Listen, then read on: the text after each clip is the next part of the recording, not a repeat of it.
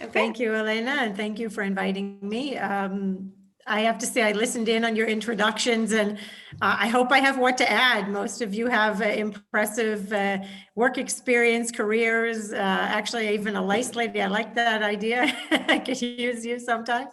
But I hope you'll take what I share, and maybe even just a few nuggets for yourselves. But certainly you're an impressive bunch. I do say also, having chatted with Elena, I geared it a little bit more for Olim, and I hear there's even some Israelis in the group. So take what you will from my my words, and hopefully it'll be interesting to say the least. So, Helena, should I share? Can I share Yeah, my definitely, screen? 100%. Okay. Okay. So I'll introduce myself, and then actually maybe I'll stop this for just a second to introduce myself, and then we'll get into the slides.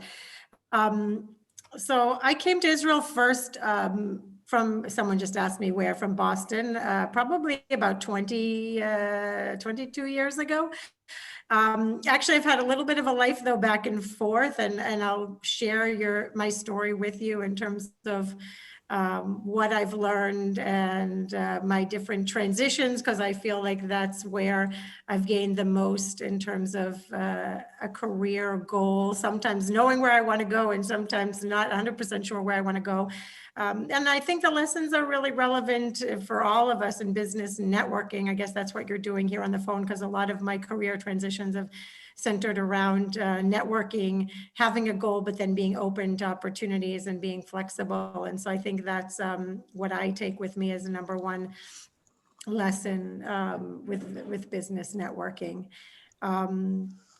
I currently am the CEO of a medical device company in the FEMTech space. We have a medical device for treatment of uterine prolapse, which is basically the sagging or the dropping of the organs of the pelvic floor. It happens often after childbirth or with menopause or with age. Not talked about too much, often an embarrassment for some women to discuss, and we have a very minimally invasive device we've developed. The company was founded about 8 years ago. We have now FDA clearance, CE mark, and MR approval, and we're selling initial sales. This is our first year selling in the US and in Israel. If it weren't for COVID, we probably would have launched in Europe too, but we've put that on hold a little bit. So that's where I'm at today. I'm married and have 3 children, live in Modi'in. That's just a little bit about me. And now we'll get to the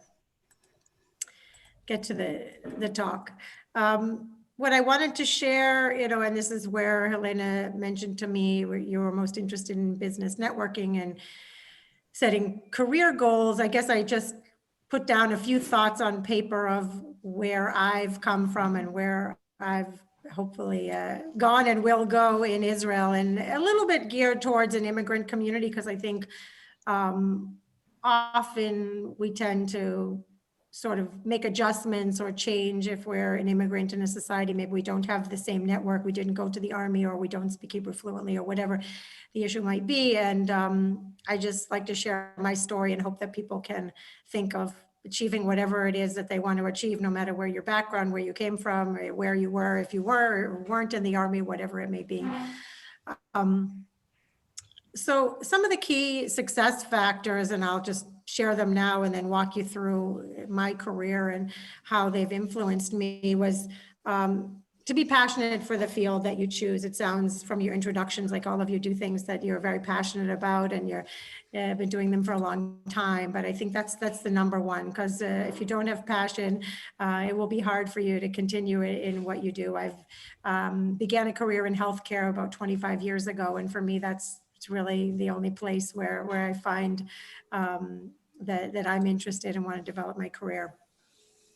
Understand the critical elements of success in that field. And sometimes it's obvious and sometimes not so obvious. I'll share a few examples as I walk you through my own career. And then building a plan. I know someone on the call mentioned he has experience building business plans. I don't know if I could do it in 2 hours, but certainly these are things that I've developed over time in terms of understanding what's a critical element of success in my current role, what are some skills that I may need to acquire for the next role that I'd like to achieve.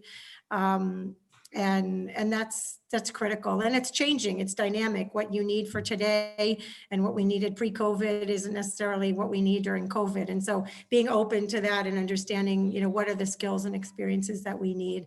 I say language skills because I am a firm believer that speaking Hebrew fluently helps in a lot of ways and gets you where you need to go, but it may not be for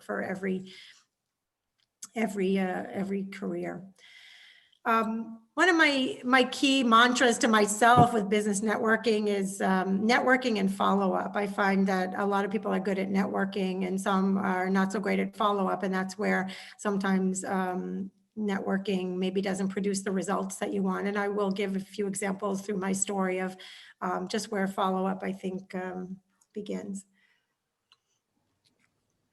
Being flexible and open to opportunities. I think for me, that's been very key. Knowing that my career is going to be in healthcare and knowing the certain aspects of healthcare that I wanted to be in, but then kind of being open to different opportunities along the way often provides you many more opportunities than you might have thought. If we sometimes are so fixated on one thing that we don't open ourselves to as many opportunities.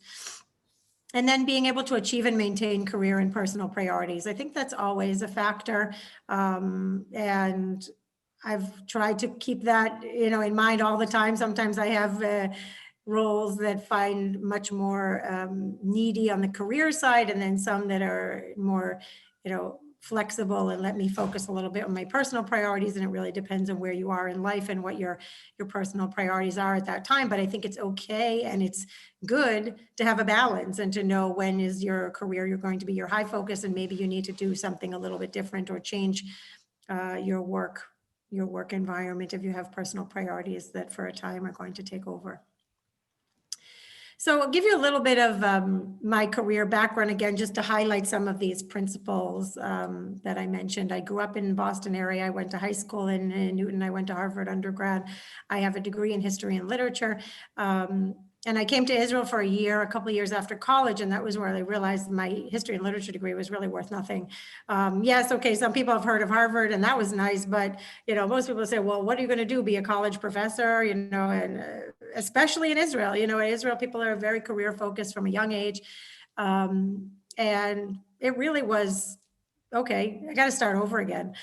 I was young enough, so that was okay. There was time, but I realized, if I really want to do what I want to do in Israel, and I didn't know at the time healthcare, that was too early on, but I knew enough to say, I need to kind of get myself together and come back to Israel when I'm ready.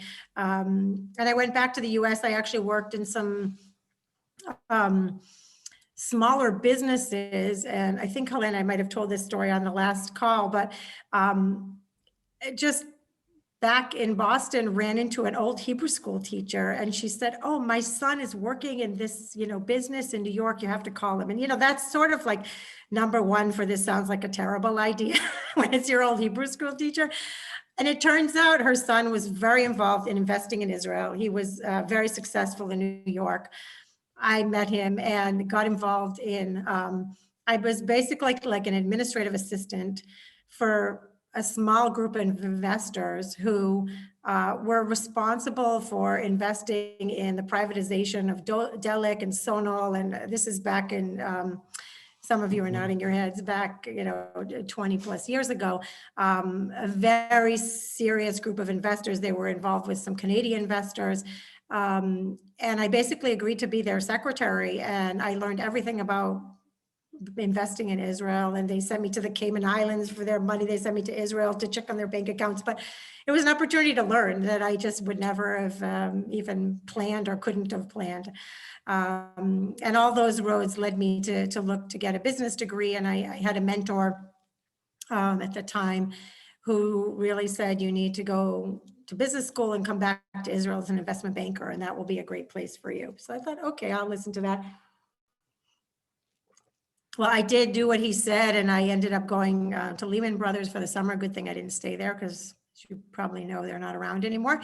But I said, I don't really like this investment banking thing. And I guess that's where I go back to my achieve your personal and your career priorities, that I knew enough to say, okay, this might be a good way to get back to Israel, but it just wasn't it for me. But I'd been in the healthcare group, and I really realized that this was something that I could latch onto and that I enjoyed and I thought would bring value to the world, but also give me a career. And ended up going back to my second year award, and I got recruited by Eli Lilly, which is an Indianapolis-based company. It's in the Midwest of the US. It is not Jewish at all. The founder, his name was Eli Lilly, was anti-Semitic from what I understand. It was not a Jewish company at all. And here I was very new and asked, is there any way to go overseas or could I get myself to Israel? And I'll skip over that story because I know we're short on time, but ended up started working for them in the US. And after about 6 months, someone called me and said, there's an opportunity in Israel. Would you like to go? Again, I was open to opportunities. I knew where I wanted to go, but I was open. This was, and it was a compromise. It was something that was not, okay, we're going to move you as an expat and you'll get all expenses paid kind of thing. It was going to be, you'll be hired as a local employee of the Israeli affiliate in Israel. And there were some special arrangements made for me because I was coming from the US, but I was pretty much a local employee. And it turns out that was really kind of one of the best decisions I could have ever made. I was still within a big company, but at the same time, I had this little business to run within Lilly, which was a women's health product to launch in Israel. And probably the job that gave me the best work experience that I could have asked for in terms of preparing me for my CEO role today. So again, I was open to opportunities. I then worked in Israel for 3-4 years, got married, and actually my husband wanted to go back to the US to study. So we went back to the US and I stayed with Lilly for a bit and then ended up after a few years coming back to Israel. Again, it was a transition time. I didn't know what I was going to be doing. I knew enough that I wasn't going to be staying with Lilly. And I ended up at a company called IMDsoft, which is a healthcare company with a clinical information system for hospitals.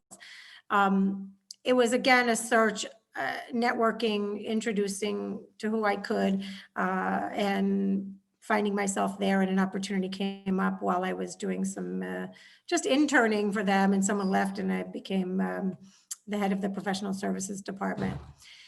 From there, though, I realized healthcare IT was really not what I wanted to be doing. I wanted to stick more into healthcare. And I did a lot of networking to find my next position. And here's probably my number one lesson. I actually left my job.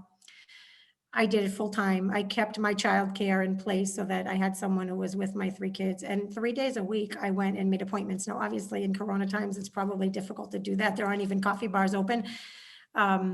But I made a career of it. I took probably about 6 months, and I would meet with anyone who would meet with me. And if they didn't have anything of interest, I would then go on to the next person and ask them if they would introduce me to any of, someone that they knew in the field, and just kept following up with folks. There's techniques in terms of how to write an email to get it noticed, what you put in the subject line. Do you keep it short so that they don't have to read too much? They probably are reading it on their phone these days. So if you use a name of so-and-so introduced, so-and-so referred me to you, would you have time for coffee? And even little techniques also of, are you free Tuesday or Thursday at 9:30? Sounds ridiculous, but when you give someone an option, they realize that, okay, well, maybe Tuesday I can't, but Wednesday I can. So then it obviously makes it very actionable very quickly.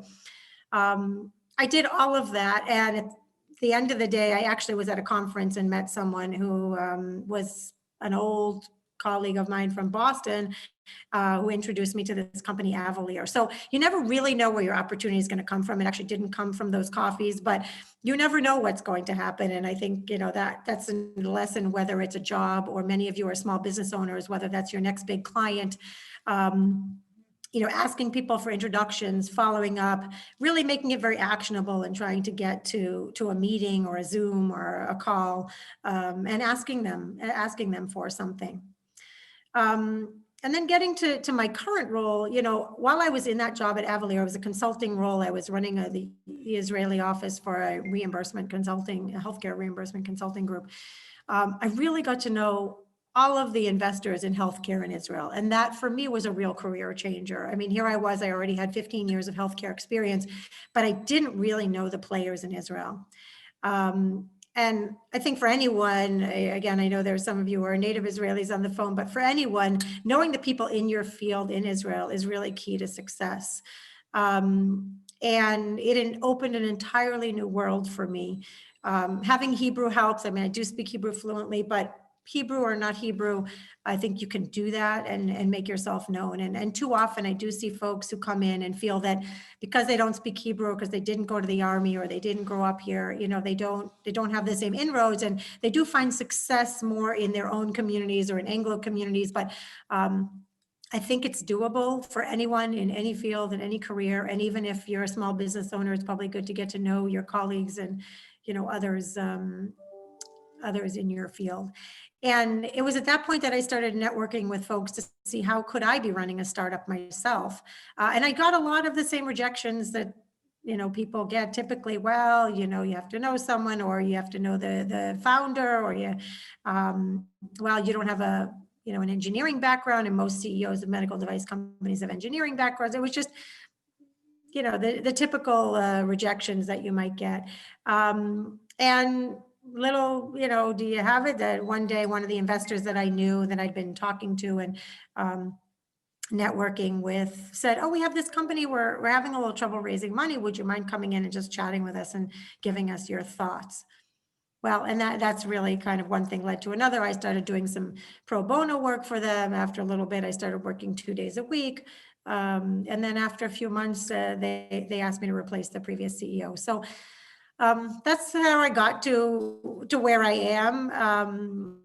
A lot of different transitions, but I guess goes back to some of the things that I mentioned in terms of, you know, always been passionate about healthcare. I know healthcare is where I want to be, but knowing that I have to be open to opportunities. And I don't think I could have planned any of the transitions that I shared with you. I could not have planned. So the best laid plans have to be open to flexibility, because often it's just about who you meet or who you know and how it goes. And that's my story.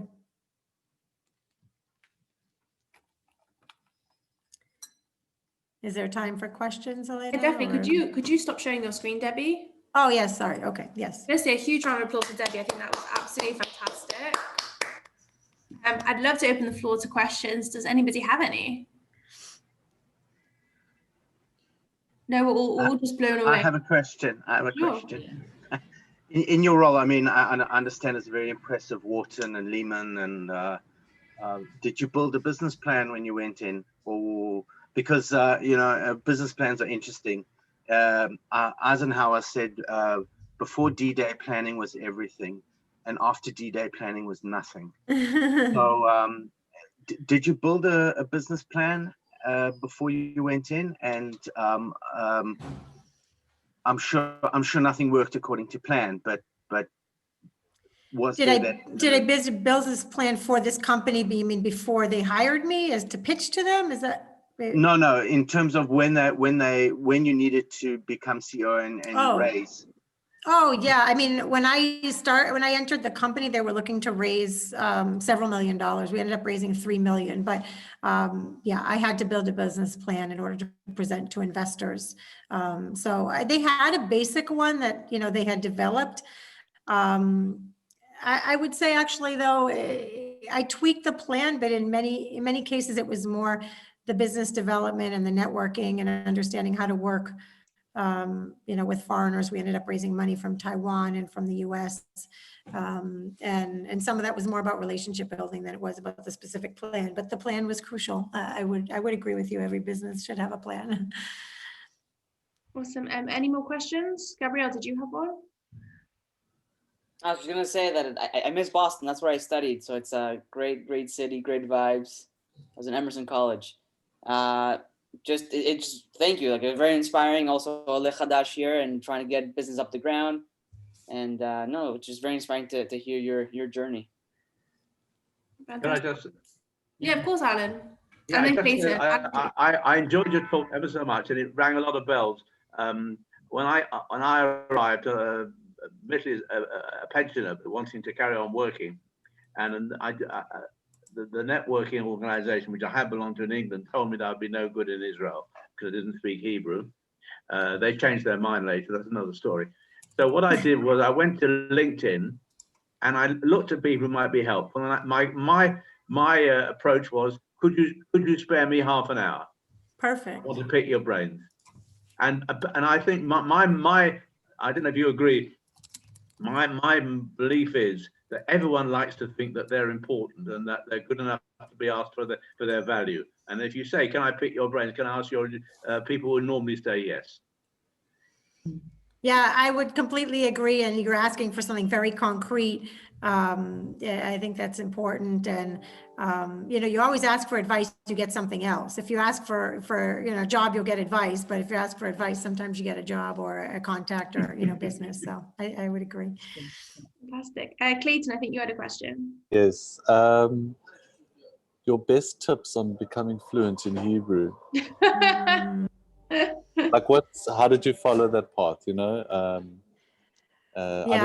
Yeah, practical things. Well, I had a little bit of an advantage that I was sent to Hebrew school when I was a kid, although, you know, several people have told me nobody ever learns Hebrew in Hebrew school. I think I just had a knack for language. I also had a teacher who didn't let us speak any English in the classroom. So even if you had to describe, you know, a chair, you had to describe it with words. So I think the point is really just, you know, not leaning back on the English, whether it's find a friend who will help you with their Hebrew, you help them with their English, or just really try to have basic conversations and not lean on the English whenever you can. Because I know folks here in the high-tech world anyway, everyone speaks English. So they immediately, you know, switch to English with you. And you might just say, hey, will you let me pitch you in Hebrew and just try it, you know, but practicing everything. I mean, when I was younger, I dated Israelis, you know, I mean, I don't know, whatever I could do to just practice my Hebrew. We've all done that. Yeah. Clayton, I also just to point out, Clayton, there was I forgot her name, Tamar. What was it called from Citizen? Yeah, I was gonna. So there's two. There's Tamar Prost that does private Citizen Cafe, which is very good and expensive. I also have a fantastic open that I did that's free for Olim within the first 10 years, and that's a really good open, and I really recommend it. The reason that it's free for 10 years is because most people takes them about 10 years to get it, right? So I'll send you those details after. But I've done 5 Ulpan, so I've done most of the Ulpans in Tel Aviv at this point. So if there's any questions. I would also say, you know, now there's like subtitles on everything, you know, try to watch TV in Hebrew, even if it's like Merotz Million or stupid stuff, but you pick up a lot, like that's how, you know, your kids learn English, right? Is from TV. So TV, radio, all that kind of stuff where it's like immersion. I think that helps because you get a little bit more of the lingo, the news. And if you can see them, you know, on TV, it's another tip. Films. We also have a very good film industry. Seriously. Yep. Mm-hmm. Average, I would say. I also believe but I think I'm learning more Arabic, to be honest. Fauda and I'm learning Farsi. Tehran, yeah, exactly. You can also watch Who Wants to Be a Millionaire and watch our very own David Nachum win the million. So you could also, we'll do that. We can send you as well. And that's a great way to learn Hebrew. David's Hebrew is okay, actually, you know, for an Israeli, it's not bad. Any more questions? Jason, yeah, please. everyone. Firstly, thank you much for sharing your story. I think it's really awesome because you kept on saying that you were open to opportunities. And because of that, I feel like you discovered your passion. You know, you were working in different health companies and you realized, okay, this is where I want to be. And I think that's definitely a dream of mine. It's like to work in your passion, that doesn't feel like work. And I love that you were like brave enough to say at one point, like, oh, yeah, like Israel, like I don't have the skills to be, I need to like go back and get some experience. And just being brave enough to like go for that change. And what I wanted to ask you is, where in your journey did you learn how to raise money for companies? I think you said like $3 million for a company. Where did those skills come from and how did you attain them? So it's not easy because I would say the first thing that people ask you where's your track record? How much have you, how much have you raised in the past? So I think really like my just sort of luck in finding the position that I'm in and people willing to give me a chance really helped, because the skills that I had were business development, networking skills, relationship building. I mean, raising money is very much about relationships. I agree, with Brad that you have to have a business plan. If your business plan has cracks in it, then it won't get, won't pass that. But there are a lot of good business plans out there. There are a lot of good products. There are a lot of good companies. But at the end of the day, what I've seen and what I've heard is that people invest in people they can trust. People invest in people. People invest in management teams. So if all is equal, if there are 10 different high-tech companies and the products are all similar, maybe not in the same industry, but big industries, big potential, game changers, who are they going to invest? They're going to invest in people they believe in. And so for me, it's very much about building trust with investors. It's about the relationship. It's about responding to them quickly, responding to them. Even if I don't know an answer, I say, you know what, I don't know. I'm going to come back to you with an answer. That also builds trust, because nobody wants to have someone tell them, I know everything there is. No, I don't know everything there is. There's always things I don't know, and there will be always things that I can find out and learn. Hopefully the basics I know, like how much money I want to raise and why I want to raise it and where I'm going to spend it. But there'll be a lot of things that you won't know, and you'll have to be honest with investors about that. But I think that builds trust.